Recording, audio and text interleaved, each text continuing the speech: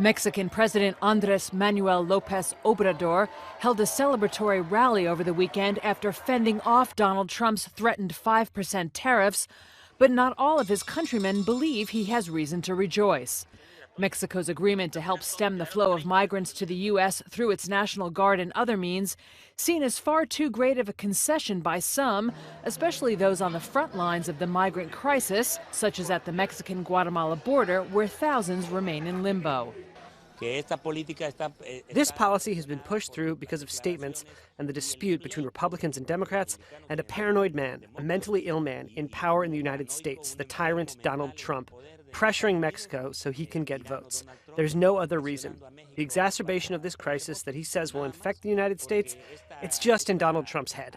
Former Mexican President Vicente Fox, a longtime critic of Lopez Obrador, tweeted that by allowing the U.S. to dictate how Mexico uses its security forces, the government has already ceded some of its sovereignty.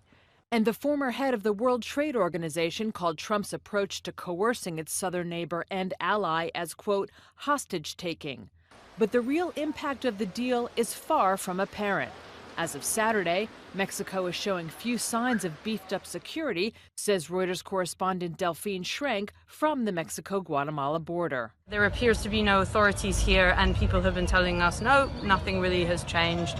And migrants who I have spoken with a little further north are sleeping out in the streets because the shelters are filled to bursting.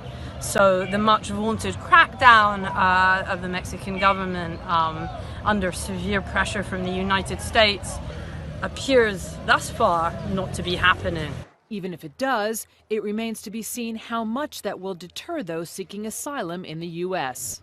The upshot seems to be that they're going to keep coming, mainly because they're fleeing situations at home, and all they know is, yes, it'll be hard at the U.S. border, but right now they want to get to safety.